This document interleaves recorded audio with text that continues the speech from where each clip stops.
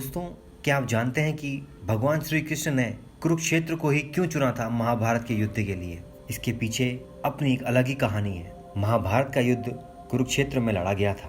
कुरुक्षेत्र में युद्ध लड़े जाने का फैसला केवल भगवान श्री कृष्ण का था, लेकिन उन्होंने कुरुक्षेत्र को ही महाभारत युद्ध के लिए क्यों चुना?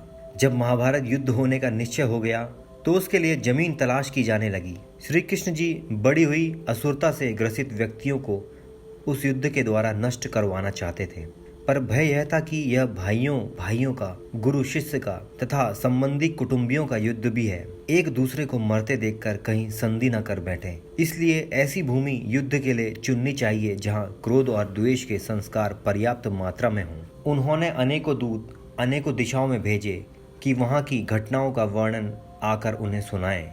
एक दूत ने सुनाया कि अमुक जगह बड़े भाई ने छोटे भाई को खेत की मेड़ से बहते हुए वर्षा के पानी को रोकने के लिए कहा, पर उसने स्पष्ट इनकार कर दिया और उलाहना देते हुए कहा कि तू ही क्यों ना बंद कर आए, मैं कोई तेरा गुलाम हूँ। इस पर बड़ा भाई आग बबूला हो गया और उसने अपने छोटे भाई को छुरे से गोद डाला।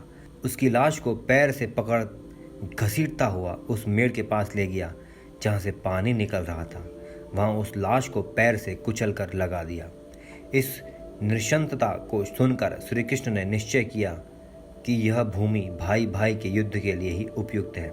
यहाँ पहुँचने पर उनके मस्तिष्क पर जो प्रभाव पड़ेगा उससे परस्पर प्रेम उत्पन्न होने या संधि चर्चा चलने की संभावना कम हो जाएगी। वह स्थान कुरुक्षेत्र था, वहीं युद्ध रचा गया। दोस्तों, भूमि से संबंधित एक और कहानी है जो कि काफ़ी चर्चित भी है। ये कहानी है श्रवण कुमार की। श्रवण कुमार के माता पिता अंधे थे। वे उनकी सेवा पूरी तत्परता से करते थे। वो उनको किसी प्रकार का कष्ट न होने देते थे। एक बार माता पिता ने तीर्थ यात्रा की इच्छा की।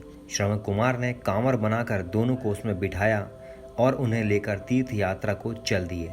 बहुत से तीर्थ करा लेने पर एक दिन अचानक उनके मन में यह भाव आया कि पिता माता को पैदल क्यों न चलाया जाए। उसने कांवर जमीन पर रख दी और उन्हें पैदल चलने को कहा। वे चलने लगे, पर उन्होंने साथ ही यह भी कहा इस भूमि को जितनी जल्दी हो सके पार कर लेना चाहिए। वे तेजी से चलने लगे। जब वह भूमि निकल गई तो श्रवण कुमार को माता पिता की अवज्ञा करने का बड़ा पश्चाताप हुआ और उसने माता पिता के पैर पड़कर क्षमा मांगी तथा फिर उनको कांवर में बिठा लिया। उसके पिता ने कहा, पुत्र, इसमें तुम्हारा दोष नहीं है। उस भूमि पर किसी समय मैं नामक एक असुर रहता था। उसने जन्मते ही अपने माता पिता को मार डाला था। उसी के संस्कार उस भूमि में अभी तक बने हुए हैं। इसी से उस क्षेत्र में गुजरते हुए तुम्हें ऐसी बुद्धि उपजी। दोस्तों, कहा जाता है कि ये भूमि वर्तमान में मेरठ में है। अब इस कहानी के पीछे कितनी सच्चाई है या कितनी मिथ्या, ये तो कोई नहीं जानता, परंतु हमारा कार्य आपको पौराणिक कथा सुनाने का था।